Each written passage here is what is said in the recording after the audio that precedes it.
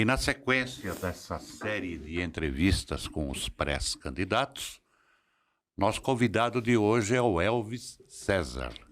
Ele é pré-candidato ao governo do estado de São Paulo, tem uma boa experiência política, já foi prefeito de uma cidade muito próxima aqui, Santana do Parnaíba, e tem também seus dotes literários aí, escreveu um livro, Como Tornar Sua Cidade a Melhor do Brasil. Ele é o criador do método governo 360 graus. Primeira coisa, Elvis, o que é governo 360 graus, resumidamente? Anselmo, é uma grande satisfação estar aqui. Marcinha, é um prazer estar aqui contigo, conhecê-la e falar. É a quarta vez que eu estou aqui já na minha pré-candidatura aqui em Jundiaí. É uma grande satisfação. O governo 360 é um método de gestão que olha todas as regiões da cidade, todas as faixas etárias, todas as políticas públicas. É uma visão periférica, ou mais que isso, uma visão 360 da integralidade de uma cidade. Ou seja, não é privilegiar um bairro, uma área central, um determinado setor, é tudo. Todos os segmentos, todas as classes sociais, todas as pessoas, todas as faixas etárias, enfim, é extrair um diagnóstico preciso por meio destes, um planejamento estratégico com plano de metas para gerar uma execução perfeita. Bom, deixando Santana de Parnaíba ou outras cidades assim de lado, vamos falar em 645 cidades que são as do estado de São Paulo. Você se propôs a ser candidato a governador. Na sua opinião, qual o maior problema de São Paulo hoje? Retomada econômica. Eu nunca vi... eu cresci em Santana de Parnaíba e minha mãe comentava a respeito da fome do Nordeste. Falava, olha, filho, no Nordeste não é assim, você tem que respeitar o alimento, é difícil, agreste, essas pessoas passam dificuldade. Eu nunca vi a fome tão próxima, latente em São Paulo. Nós temos 6 milhões de pessoas hoje, Marcinha, em São Paulo com insegurança alimentar. E o que é isso? Pessoas que não conseguem ter 3 refeições diárias. Então, nós precisamos retomar a economia de São Paulo. E é interessante falar isso, Anselmo, porque o governo do estado de São Paulo passa com 54 bilhões de reais de excesso de arrecadação e gente dissolvendo nas ruas. E as pessoas, São Paulo, é até um pânico. 40 mil pessoas morando nas ruas, gente passando fome, a periferia tendo problemas gravíssimos de insegurança alimentar. Então é um contrassenso. Um governo cada vez mais rico e a população cada vez mais pobre. Então, a retomada econômica é o fator. E quais são as nossas propostas de imediato para combater a miséria e trazer todos para a linha da dignidade? Em primeiro lugar, desenvolver uma frente de trabalho denominada Projeto Crescer, ou seja, crescer na dignidade, para que 200 mil pessoas que estão inscritas no CAD único há 1, 2, 3 anos sem conseguirem uma recolocação no mercado de trabalho, possam ser inseridas com uma frente de trabalho, com recapacitação ou capacitação profissional durante 1 ano, para que retornem, né? Por outro lado, é fundamental gerar perspectiva para a juventude. A juventude hoje, cada vez mais, nem estuda, nem trabalha. O que é isso? Desalento por conta da ausência de esperança e oportunidade.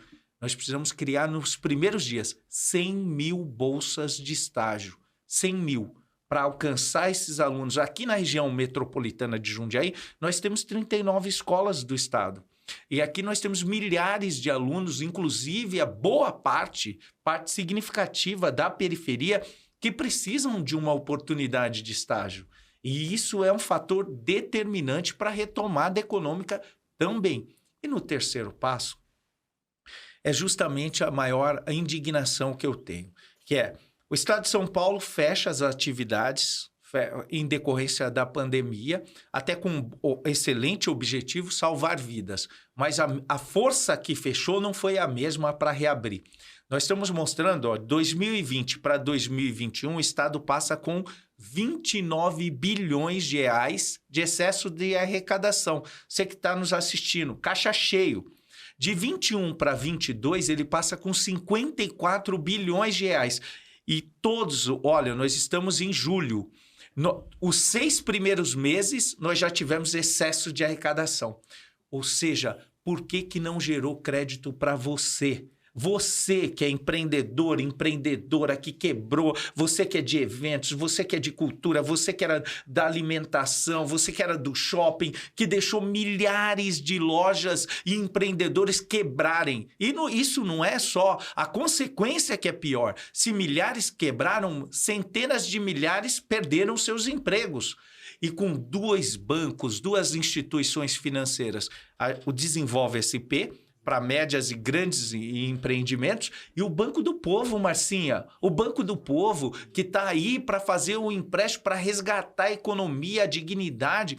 Então, essa foi uma falha imperdoável do governo do estado de São Paulo. Com muito dinheiro, não injetou dinheiro no crédito para que as pessoas pudessem recuperar a economia. E a história nos mostra que toda retomada econômica pós-guerra só se dá com investimento do Estado. Haja visto o Plano Marshall, depois da Segunda Guerra. Exatamente. Marcinha, antes de você fazer seu questionamento, vou fazer um registro aqui que o Elvis, ele é do PDT, Partido Democrático Trabalhista. Ele veio aqui acompanhado do Rafael Purgato, que é pré-candidato a deputado estadual, e também de um dos vice-presidentes estaduais do PDT, que é o Gerson Sartori, nosso conhecido e amigo de longa data. Anselmo, até que antes da Marcinha, gostaria de destacar a pré-candidatura do Rafael, que é um professor estratégico, um combatente pela educação. Físico-nuclear, meu amigo. Físico-nuclear, pesquisador. Então, é muito satisfatório ter um quadro tão qualificado e que certamente será uma voz diferenciada para a região metropolitana de Jundiaí na Assembleia Legislativa. Marcinha. Bom, então já que nós estamos falando de educação e aproveitando a presença, né, de um educador aqui, eu queria exatamente tocar nesse assunto. Conversei com o Purgato quando ele esteve aqui, quero tocar no assunto. Posso te chamar de você? Claro. Tá. Né, que por respeito eu deveria dizer senhor, mas o senhor é muito jovem. Quem sabe em novembro a gente vai ter que chamá-lo de excelência. Aí eu vou ter que chamar de excelência. Então, por hora, eu vou te chamar de você, ok? Posso? Claro. Eu queria saber sobre educação. Foi feita uma reforma no ensino médio, muito discutido, muito debatido. Há quem diga que veio de cima para baixo, sem ser conversado, sem ser dialogado com os jovens. E, enfim, tem sido muito colocado em discussão. Sem contar tudo isso, a gente sabe muito dos fatos que têm ocorrido de violência dentro das escolas, né, do Estado. O que o senhor pretende, acabei falando senhor, o que o senhor pretende fazer para a educação, para a gente retomar, né, a formação humana dentro das escolas, que é tão importante? Marcinha, olha, eu tive um ambulatório, um observatório da educação enquanto fui prefeito. Porque Santana de Parnaíba é a única cidade do estado de São Paulo que tem 100% da educação municipalizada. 100% da educação municipalizada. E isso me fez ter um estudo, uma experiência muito grande na educação. O que nós pretendemos? Em primeiro lugar, é o seguinte: é inadmissível o estado de São Paulo não ter vagas para creche. Isso bloqueia a mulher e estagna a economia. Porque a ausência de vaga de creche, ela faz com que nós perdamos a possibilidade da mulher trabalhar. E sem contar da essência do ensino que se dá no ensino infantil. Então, o ensino infantil, a creche, o pré-1, pré-2, são fundamentais para a formação. E enquanto governador, eu quero colocar à disposição e fazer o maior número de creches para apoiar o ensino infantil. Mas voltando aqui para onde o Estado tem sua peculiaridade, que é o ensino fundamental 2, às vezes até o ensino fundamental 1 e o ensino médio, nós precisamos fazer um resgate. Em primeiro lugar, pelo princípio da dignidade do ambiente público. Começa a educação pelo telhado. Telhado de qualidade, iluminação de qualidade, lousa, cortinas, ventiladores, banheiros com portas e a melhor merenda. Sabe, Márcia, eu fiquei por 8 anos almoçando a merenda da nossa rede de educação. E eu sei a importância disso. Outro ponto bastante importante é que nessa recuperação econômica, sem contar os professores, que precisam de um diálogo, uma mesa para conversar. Não só a metodologia, mas a possibilidade de valorização. E disso você entende muito bem, porque, segundo o seu histórico, você acompanhou todas as databases da região. Então, a valorização, uma valorização verdadeira, autêntica, dentro do diagnóstico orçamentário da Secretaria de Educação. O que a gente precisa fazer hoje? Um ensino pela empregabilidade. Sabe, Anselmo, nós temos 300 mil vagas de programadores abertas no estado de São Paulo. 300 mil vagas abertas. E a rede estadual está perdendo a chance, ou seja, está sem a visão adequada para a formação, para a empregabilidade. E é isso que farei. Nós vamos ter na cadeira de projeto no ensino médio a programação, e a programação em 200 horas, conhecimento específico, para que o jovem saia ali do ensino médio já com a garantia de emprego. A garantia que será empregado e um acompanhamento para que ele possa progredir na sua formação. É isso que nós precisamos, dar esperança e oportunidade para a juventude, Márcia. Eu vou para outro lado. Aí, pelo que você me falou, o Estado não atende à demanda do mercado de trabalho, né? Precisa de programador e não forma ninguém. Se quiser que faça em escola particular, né? Mas por aí. Agora, um grande italiano diria um nocródio, né? De todo o governo é a segurança pública. Fato específico aqui de São Paulo. A Polícia Civil reclama que não são preenchidas as vagas, que faltam delegados, investigadores, papiloscopistas, falta de tudo. A Polícia Militar também reclama que não tem gente. E ambos, civil e militar, reclamam que ganham pouco. A solução para a polícia, em termos de segurança, com esse superávit do Estado é de 54 bilhões? Anselmo, a sua colocação é precisa. Eu gostaria só de findar com a Márcia para falar o seguinte, que eu, enquanto prefeito, Santana de Parnaíba teve o maior crescimento do IDEB do estado de São Paulo. Não o maior IDEB, o maior crescimento do estado em 2017. Peguei uma administração com IDEB negativo, uma cidade falida, e nós transformamos em referência de política pública para o estado de São Paulo. E da mesma forma, na segurança pública, Anselmo, nós somos hoje a cidade mais segura do estado de São Paulo. Foram uma construção de políticas públicas que fizeram a gente deixar um legado na segurança pública. E eu também pude viver esse laboratório.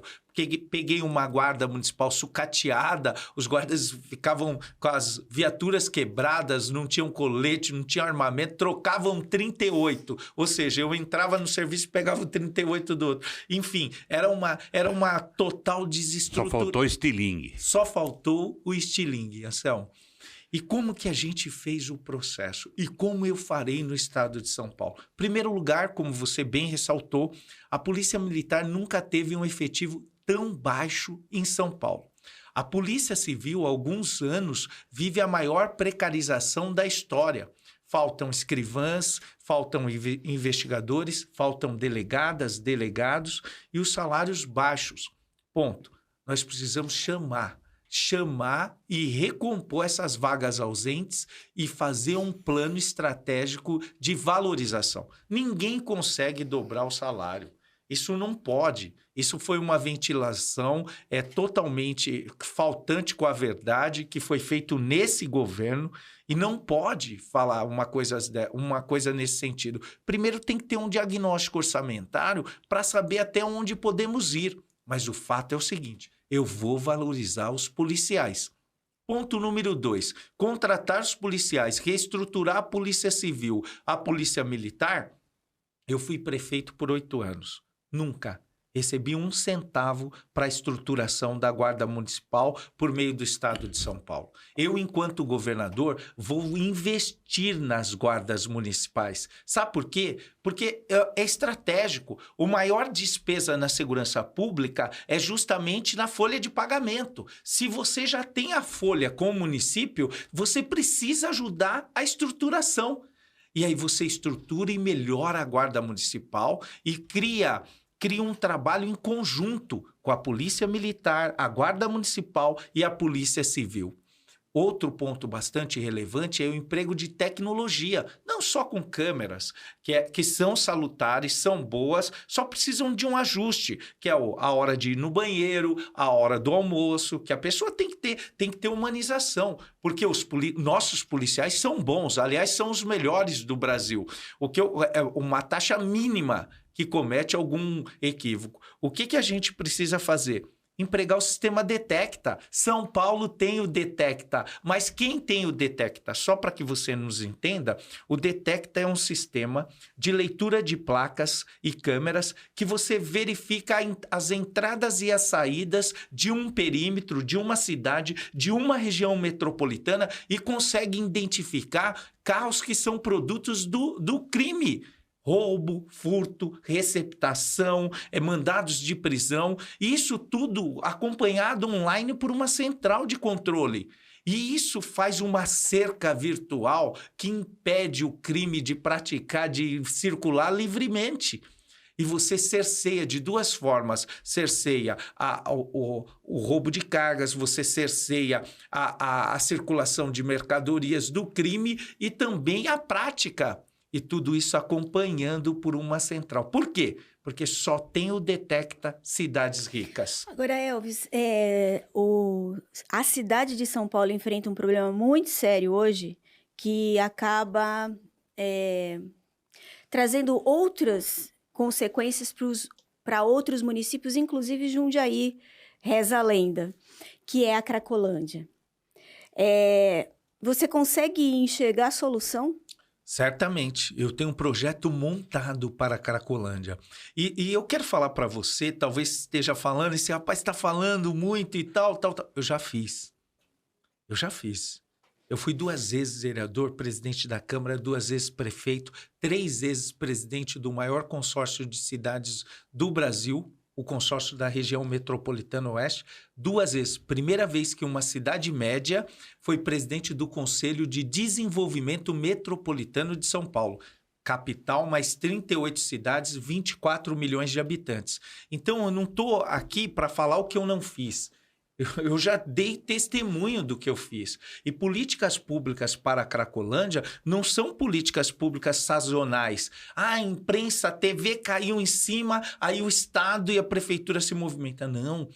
Devem ser políticas públicas constantes e numa constância evolutiva nos processos. E são 4 eixos fundamentais. A polícia sempre próxima, acompanhando, mas não é ela fundamental. Primeiro lugar, Estado rico, bilionário e gente morrendo nas ruas. Aonde isso é razoável? Quando que nós podemos permitir isso? É uma frente de assistência social dando comida, dando material de higiene pessoal, tratando cobertor, abrigo provisório no frio, cuidando dessas pessoas e estabelecendo o maior elo do relacionamento humano, confiança. Estabelece a confiança, entra um plano de saúde do morador em situação de rua, ambulatórios móveis ali, naquele perímetro de 5 quilômetros, vacinando, dando medicação, cuidando, verificando as condições, higienizando, cuidando daquelas pessoas. ao mesmo tempo, uma frente chamando um chamamento público para ocupar as vagas ociosas de todas as clínicas de recuperação de dependentes químicos. Quando você estabelece a confiança, Márcia, Anselmo, eu tenho a possibilidade de chegar nos menos alienados e falar, olha, deixa eu te tirar dessa, deixa eu te resgatar. E de cada 1.000 você tira 10, 20, 30 por dia e leva para a clínica. Nessa clínica, nós estamos falando de 3 políticas públicas, acompanhamento da polícia, todo o tempo,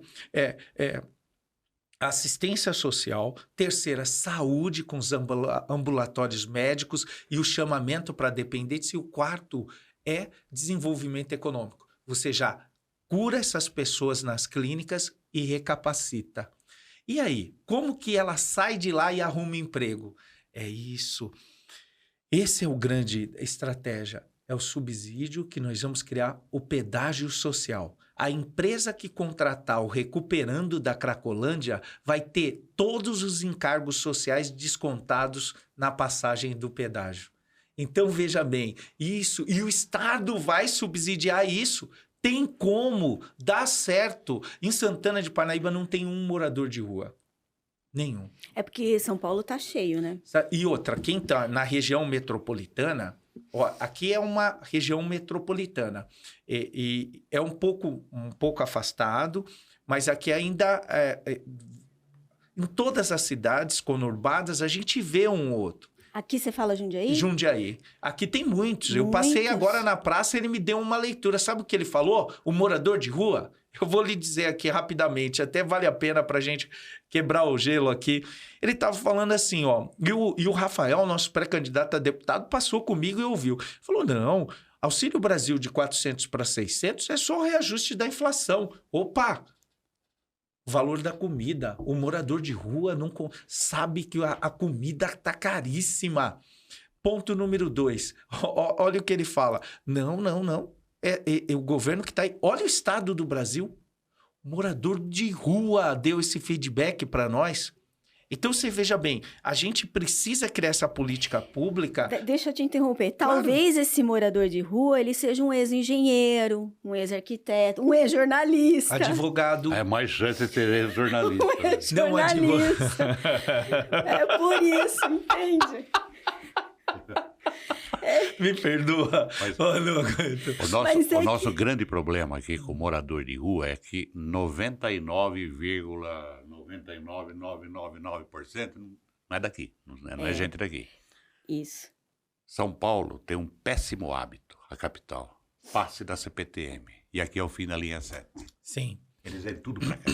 É que a riqueza tem um livro que fala muito a respeito disso. Eduardo Geisel, O Triunfo das Cidades. A riqueza atrai a pobreza. Sim. Sabe? Então, isso é um fenômeno natural. O que a gente vê nesse sentido? Mas eu quero falar para você que tem como tratar. Como. Essa política pública que eu falei, esse conjunto de políticas públicas num processo contínuo de tratamento, e tem mais. Eu, enquanto governador, a responsabilidade é minha. Não é do prefeito de São Paulo.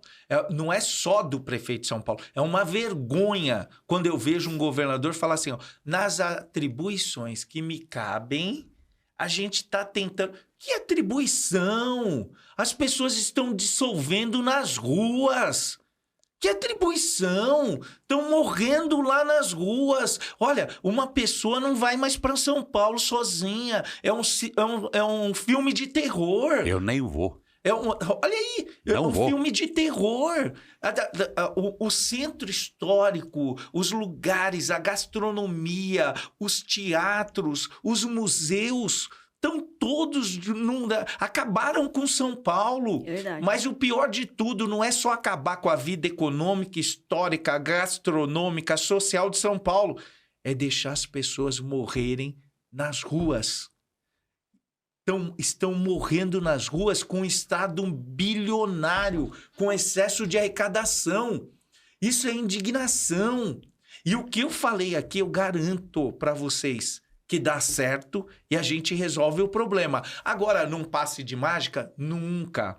Como que funcionam as políticas públicas? Você vai executando-as, regulando, melhorando, regulando o que deu certo, melhorando, regulando, e vai sanar o problema. Nós vamos chegar... Tem pessoas que estão nas ruas, você fez uma colocação precisa, Márcia. Começaram com um processo de alcoolismo, de deprimido, depressão. E ali é a fuga. O álcool, o crack, são a fuga da mente. Então a pessoa vai se acabando. O que ela precisa? Uma mão para resgatá-la. É isso que a pessoa precisa.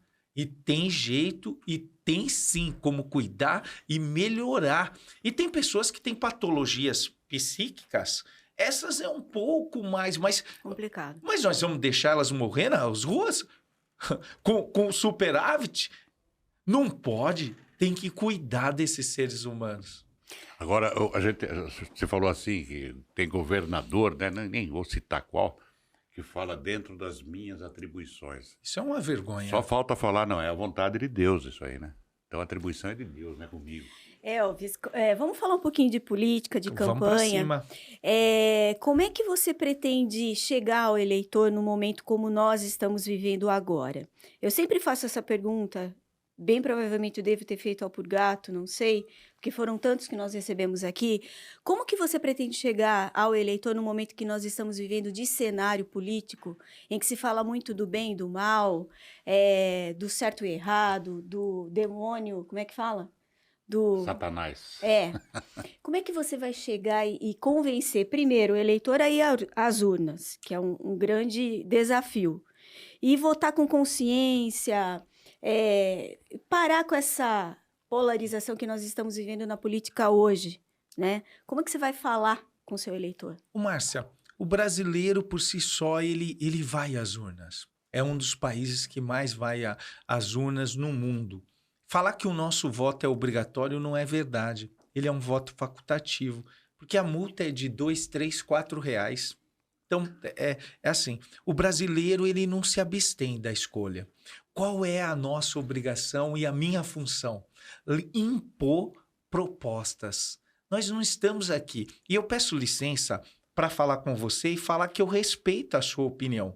Porém, eu quero falar uma coisa. Nós temos uma luz. Nós estamos vivendo pessoas que votam no ex-presidente, que declaram apoio ao ex-presidente, só porque odeiam o atual. E tem pessoas que declaram apoio ao atual presidente porque odeiam o ex-presidente. Então, nós estamos trabalhando no regime do ódio. Olha o que aconteceu em Foz do Iguaçu. É uma coisa inadmissível. Um militante do atual presidente matou um do ex-presidente. Gente, eu tenho amigos. Eu tenho amigos que são da esquerda, da direita. Amigos. Mas o que a gente... Qual é?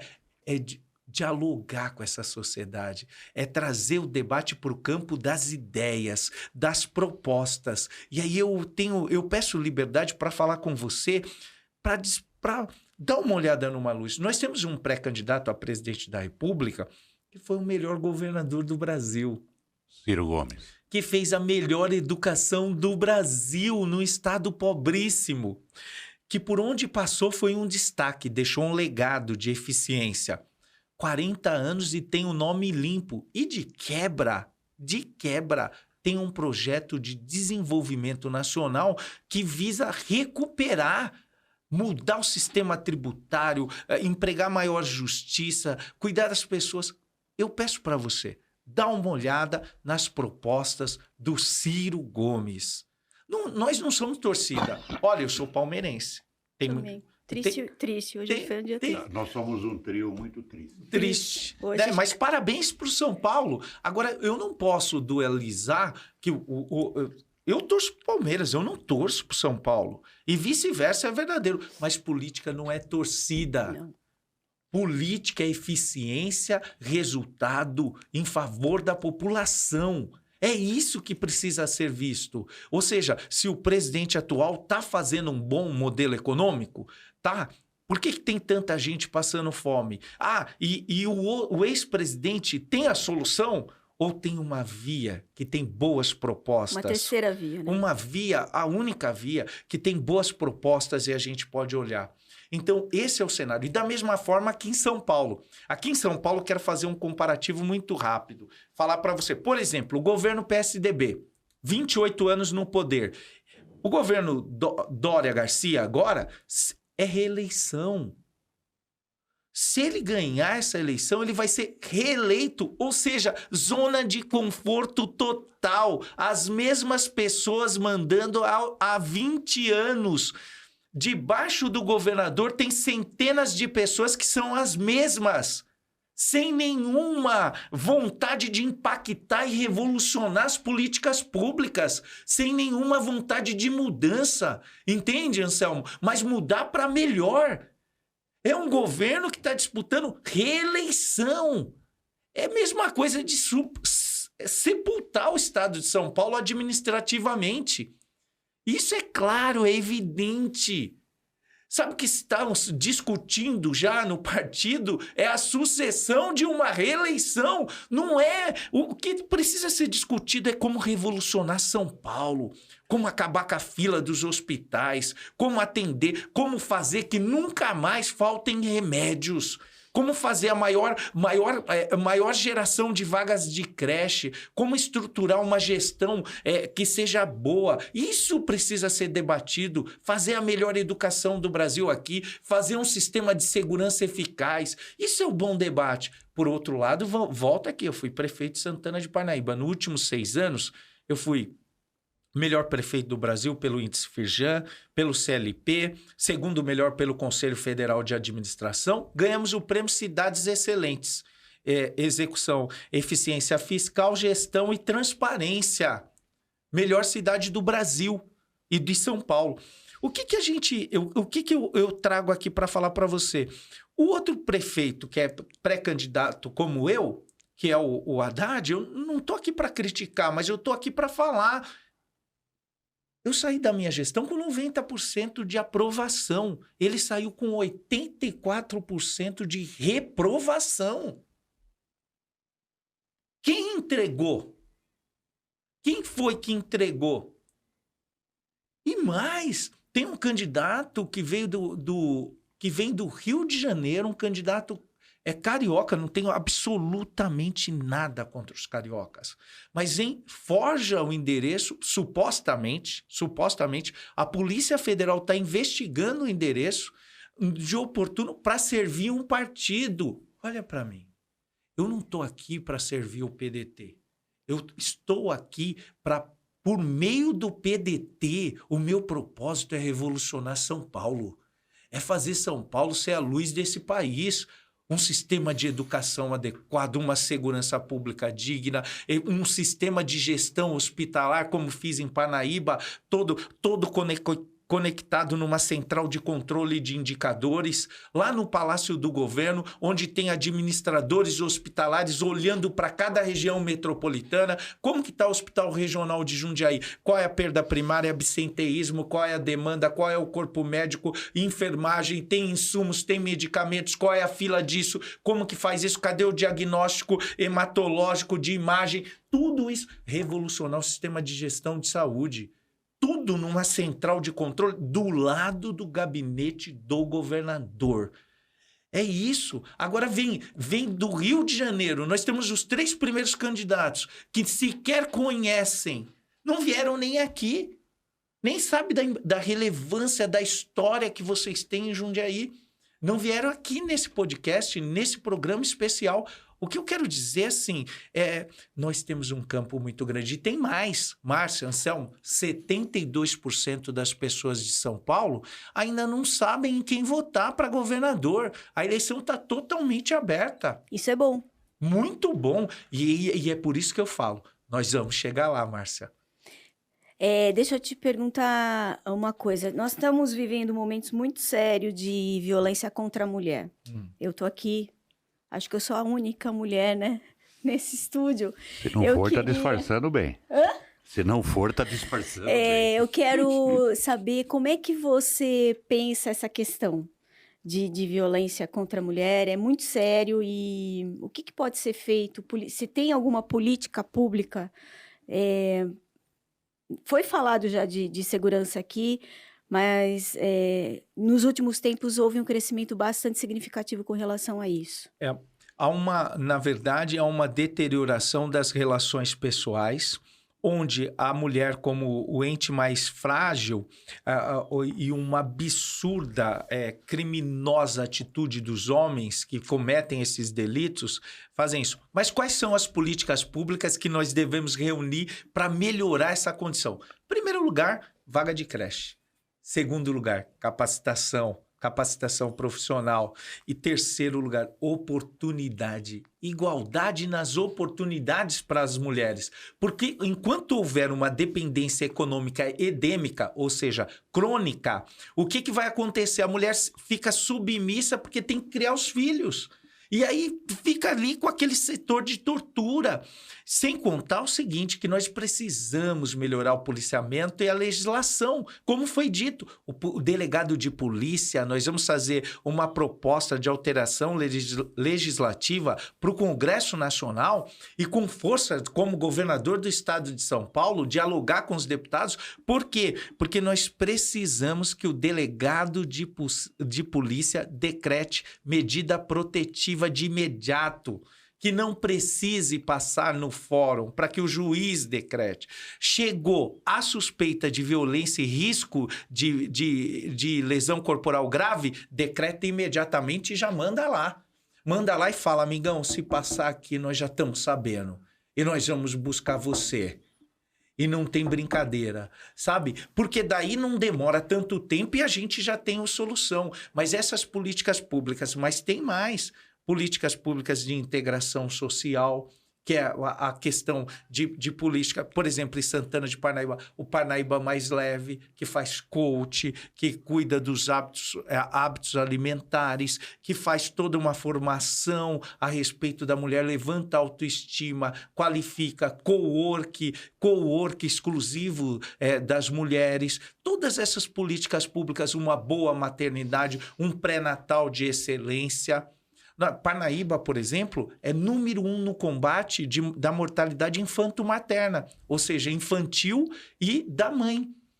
Número 1 do Brasil. Então, são políticas públicas, eu não estou falando aqui de microfone, é fácil chegar aqui e falar, porque falar que... Não, tem que ver o que você deixou de legado, de história, de números, de resultado. É por isso que eu quero debater com os demais pré-candidatos ao governo do estado. Eu quero conversar de políticas públicas. O que foi? O que você entende na formação de mulher? O que você entende de pré-natal? O que você entende de dignidade ali no contexto? Nós tínhamos um setor investigativo que ia ver até se a casa era de telha, eternite, porque no inverno a bronquilite, com a baixa da temperatura, a gente perdia crianças por bronquilite. Uhum. Então a gente ia buscar a causa da solução. Mas isso aí tem condições? Parnaíba é uma cidade que estava falida e hoje é rica e vai ser milionária? Ok, mas precisa primeiro ter vontade e propósito. E segundo, saber como fazer. Certeza. Elvis, o papo tá ótimo. Eu garanto que dá para ir até... Com certeza. Até o final da tarde. Tá? Você fala bem, tem conhecimento de causa, tem experiência, tem propostas e... Temos um problema chamado tempo. Os ingleses diriam time, né? Umas considerações finais aí pra gente... Eu queria pontuar uma última coisa. Por favor. O estado de São Paulo nunca teve um sistema de pedágios que pudesse bloquear a economia. Hoje o valor da tarifa de pedágio bloqueou, travou a economia de São Paulo.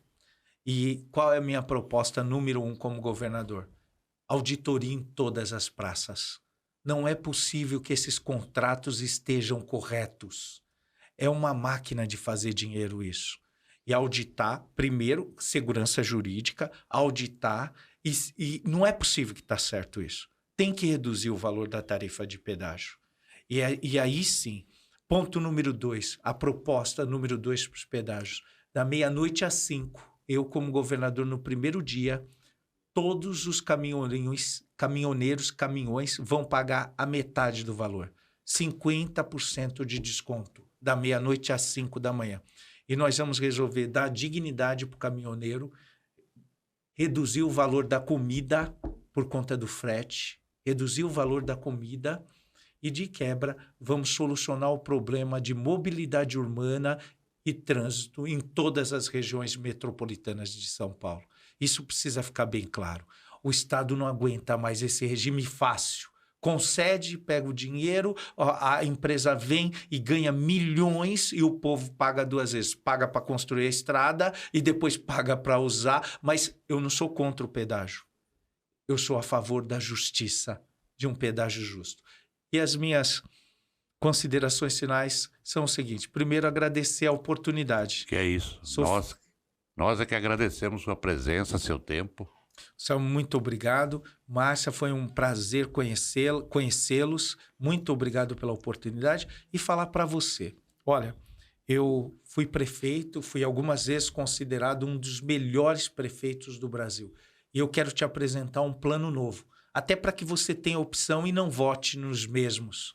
Eu quero, por meio do propósito da minha vida, transformar, impactar São Paulo com uma nova política, com uma nova vontade de mudar e fazer de São Paulo a verdadeira locomotiva que move esse país. Eu sou o Elvis César, sou pré-candidato ao governo do estado de São Paulo pelo PDT. Quer saber um pouco mais?